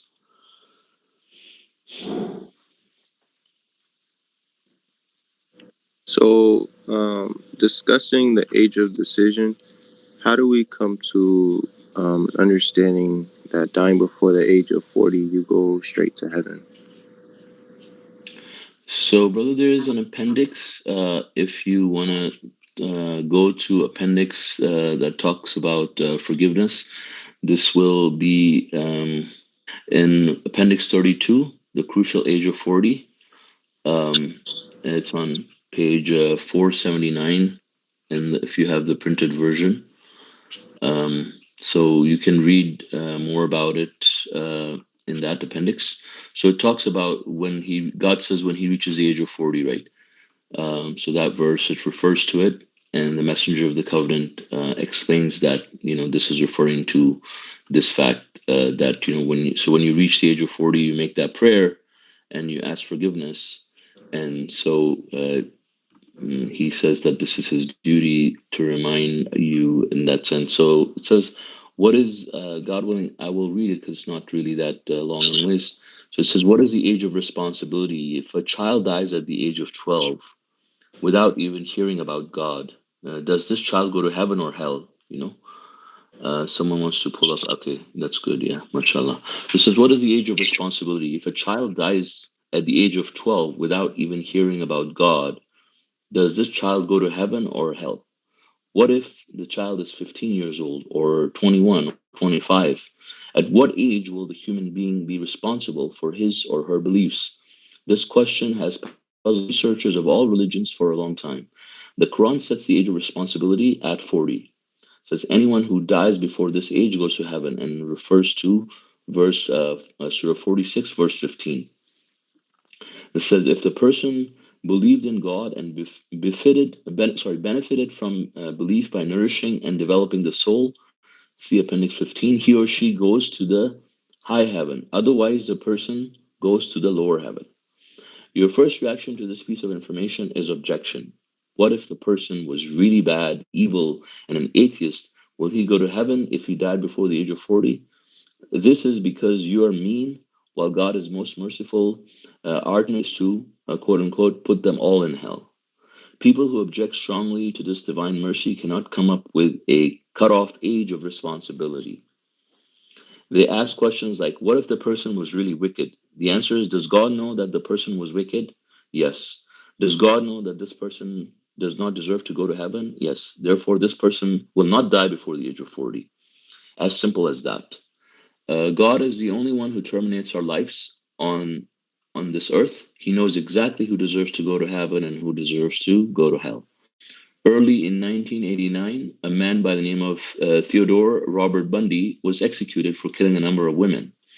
The whole nation agreed that he was one of the most vicious criminals in history, so much so that his execution was one of the rare occasions where the opponents of capital punishment did not protest. On the contrary, many people actually celebrated his execution. Numerous journalists, editorials, and politicians lamented the fact that justice took 11 years to execute Ted Bundy. They stated that Bundy should have been executed within a maximum of 6 years after his conviction. According to the Quran, this would have been the greatest favor anyone could have given to Bundy. Anyone could have done to Bundy. He was 42 years old when executed. Had he been executed 5 years earlier, at the age of 37, he would have gone straight to heaven, and he did not deserve that. As it turns out, Bundy was one of the signs God has given us to confirm that anyone who dies before 40 goes to heaven. Bundy's name, Theodore Robert Bundy, consists of 19 letters, and he confessed to killing 19 women just one day before his execution. There are many other signs from God. Delivering this important piece of information is one of the responsibilities given to me as God's messenger of the covenant. It is not my personal opinion. It is noteworthy that both Martin Luther King and Malcolm X were assassinated just a couple of months before their 40th birthdays. So yeah, if you look at the verse 46:15 that was referenced here, it says, let's read what it says here. So it says 46:15. The age 40, the age of decision. We enjoin the human being. Okay, we enjoin the human being to honor his parents. His mother bore him arduously, gave birth to him arduously, and took intimate care of him for 30 months. When he reaches maturity and reaches the age of 40, he should say, my Lord, direct me to appreciate the blessings you have bestowed upon me and upon my parents, and to do the righteous works that please you. Let my children be righteous as well. I have repented to you. I am a submitter. It is from these that we accept the righteous work and overlook their sins. They have deserved paradise. This is a truthful promise that is promised to them.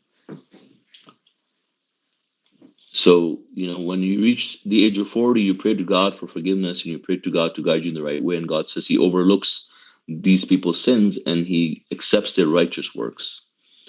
And so this is a prayer that we must all make when we reach the age of 40. But that's not to say that, anything that we do before the age of 40 is not accounted for. If you do righteous works, obviously, someone who dies before the age of 40, if he has done more righteous works, then he will go to heaven, high heaven, right?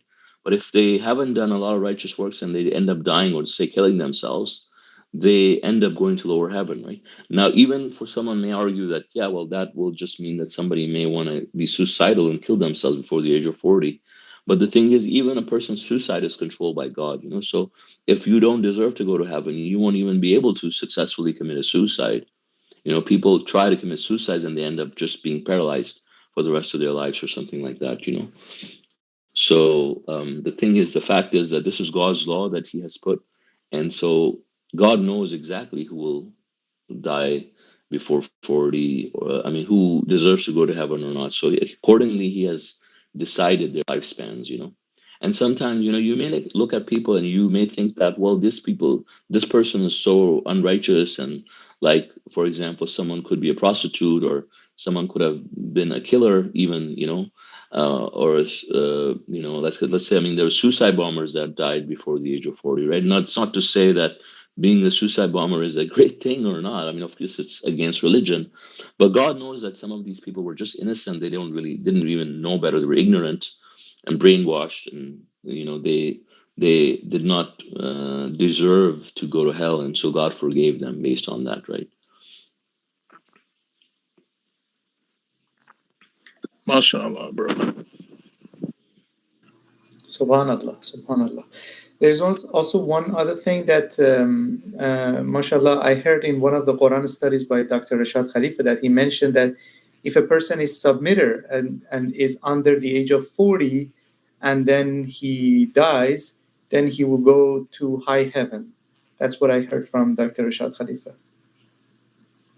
So which audio was this? Oh, that's the question. Yeah, I don't remember, brother. But was there a new one, old one? No, the old ones. The old ones. Among the old ones. Brother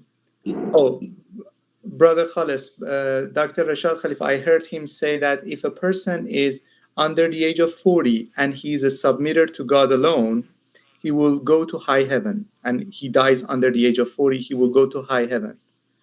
Yes, is that what we just read in the appendix? No, that's not what we read in the appendix. The appendix says anybody who dies under the age of 40, regardless of their situation, their belief, or anything, they're going to lower heaven. No. We said that if they have sufficiently developed their souls, they go to high heaven. Oh, okay. So I missed that part. Okay. Right. So that's exactly the same thing that Dr. Khalifa said.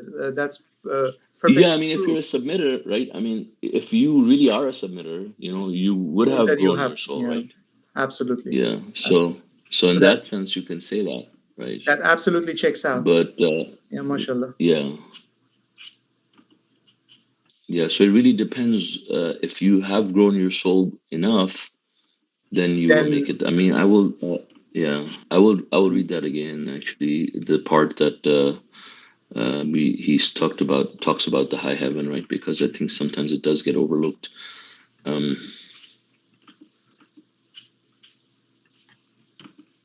So this is appendix 32, right? So it says that in the second paragraph it says the Quran sets the age of responsibility 40. Anyone who dies before this age goes to heaven if the person believed in God and benefited from the belief by nourishing and developing the soul.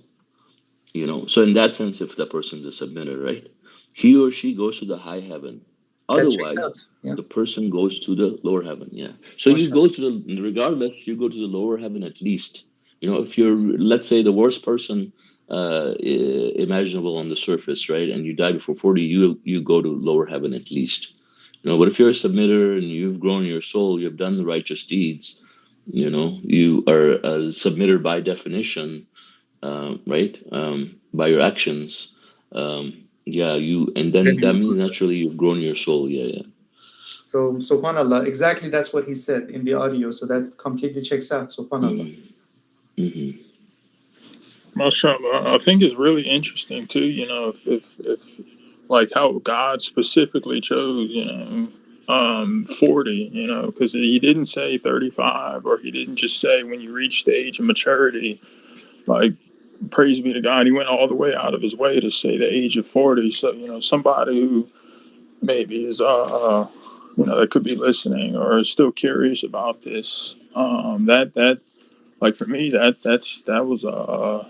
says it all, because when you look at it, like God's, and when we know this is the truth because it's mathematically coded, like the number 40, it being one of the verses, or excuse me, I'm sorry, one of the I guess numerical it being in the Quran, it's a proof, like God specifically used 40. So that should tell us, and that's good to think about. It's like, when is the cutoff age? Like 12, 15. So this is proof. Like, it really draws the line. Like, okay, now people have a set number. Like, this is the number of this is the age of maturity what God gives us. And a lot of people, there was this thing going around. I don't know if I should say going around, but it was kind of popular belief. I think it was. I don't know if it's Christian. It came from Christians or something, but something I grew up learning. It was like, when I think if a child dies before the age of 7, or like when they turn 7 years old is when they start. But I'm gonna back up there because I don't actually know. I can't say for sure if this was associated with like the hereafter. But I just remember. I remember, like, there was debates, about the age of innocence, and like people were like, oh, well, 7 years old, like that was like commonly accepted, that it was called the age of innocence, and 7 years old was like the cutoff, and maybe it had something to do, like, I'm I'm serious, like, if it, like, cause 7 is like looked at as a lucky number, or like, but yeah, 7 was the cutoff. That's what I grew up like hearing around. Yeah, praise be. Go ahead, brother. Yeah, I just wanted to say. Okay, you go ahead. I'm going to go ahead. Okay, no, you go ahead. It's fine. Are you sure? Okay. No, you said go ahead. So then I was about to talk. Yeah, we were like at the same moment we said that. So should I go? Yeah. Yeah. So in corrupted Shia, we had like something called the responsibility age, at which they made boys and girls start praying, the idol worship praying that we were doing, and then for boys it was about, if I'm not mistaken, it was about God, I forgot. I think it was about 15, 16, something like that. And then for girls, it was about the age 9. So and then they would just hold like a ceremony for the boys or the girls inside their schools. And then that would have been like the date that they said that according to their hadith, that they were supposed to start actually start praying. But I don't know about Sunnism. I don't know what date was in the Sunnism for the age of responsibility, but there should have been something alike in that one as well. SubhanAllah, I mean, this is actually one of the another one of the signs, like scientifically speaking, that God has set the age of 40, because now if you look at the scientific studies, obviously brain is one of the most complex organs inside the human body, but the scientists have come to the conclusion now that when they study the brain, that the brain starts to age. The aging of the brain actually starts at 40. So it says from like 26 to 40 years, the brain shows similar patterns of wear and tear and low levels of gene damage, right? But really, the significantly from it says that brain 73 years and older exhibit more damage. But a big surprise, however, came in the Middle Ages. Some people between 40 and 70 had gone patterns more like younger people, and some like older people. In other words, people in their middle age years show variable rates of brain aging. So basically, that's the time that God says that your brain has kind of finished. And so it says also, like in another article here, this called bigthink.com, that's in the neuropsychology section. It says the gathered evidence suggests that in the 5th decade of life, that is after a person turns 40, the brain starts to undergo a radical rewiring that results in diverse networks becoming more integrated and connected over the ensuing decades, with accompanying effects on cognition, right? So really the brain becomes mature is all it's what it's saying, right, at that time, and just rewires itself differently than it had been before. And if you really look at people, talk to people that before 40 and after 40, like they see a huge difference in their perception of life and maturity also. Obviously it depends for varies from person to person. Some people never get mature, nevertheless. But I mean, if somebody, I guess really guidance does come from God at whatever age. But as far as your bodily development goes, your physical development goes, right? I mean, people can be sexually mature at 16 or 15 and whatever this age is when they reach puberty. But for example, they're not physiologically. I mean, still, mentally, they're still undergoing lots of changes at that time up until the age of 40, right? After that, everything stops, especially with the brain, and it starts to age and, just get weaker. But this is the peak, in other words, of development of your brain. So,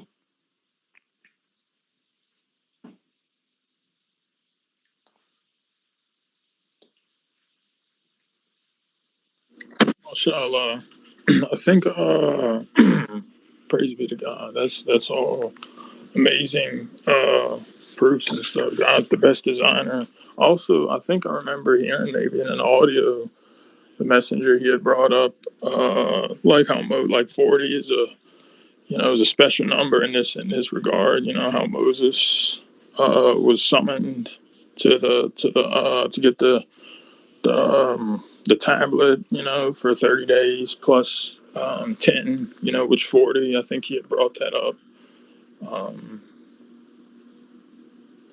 I could be thinking, but I want to say I might have heard him. He was talking about the age of decision, and he brought that up, and then maybe there was one other instance. But yeah, that's praise be to God, the most merciful.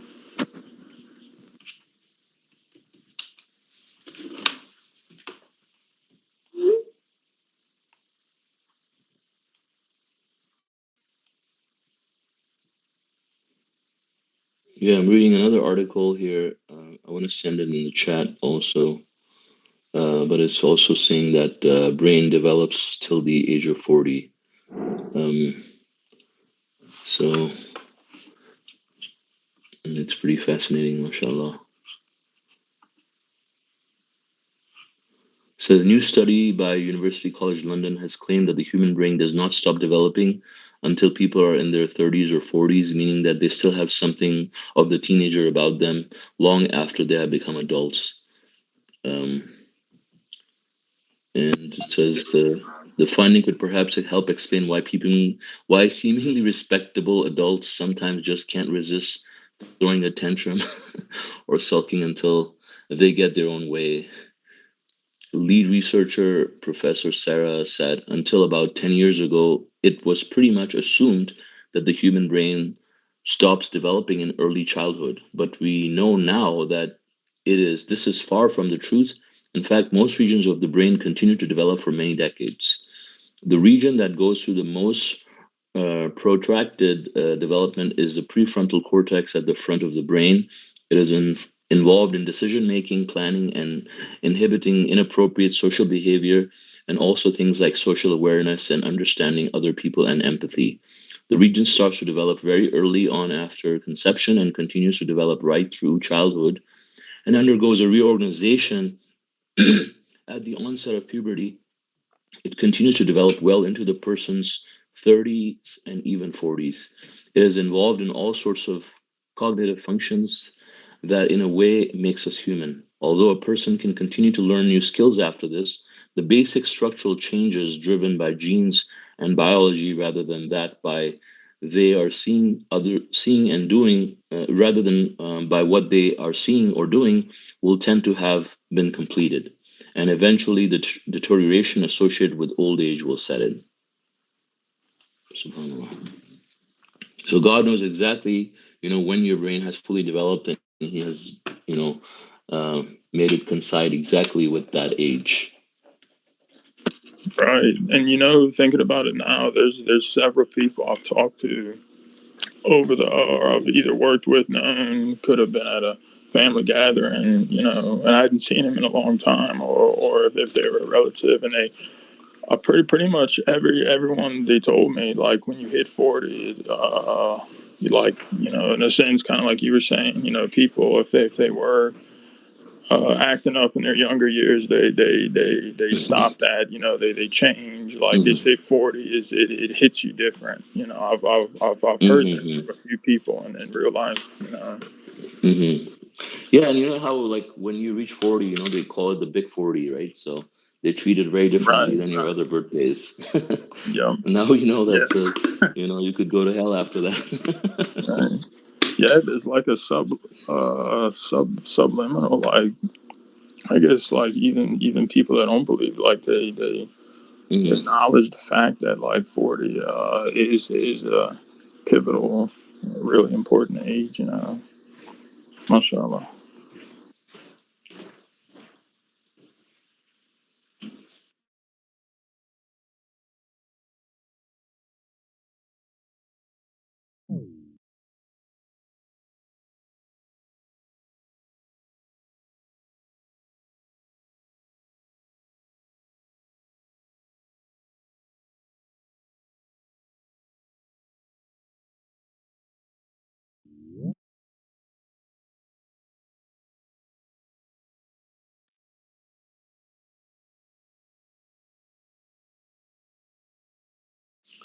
So are there any other comments or questions by anyone before we conclude?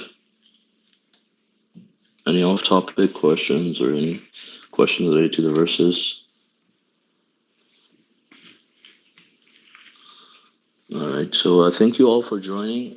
God willing, our next English Quran study would be on Tuesday at 2 p.m. Pacific time. And thank you, Sister Shima, for leading. God bless you all. Assalamu alaikum. Thank you, Sister Shima. God Assalamu bless you. alaikum. God bless you all. Salāmun Alaykum. Salāmun Alaykum. Assalamu alaikum.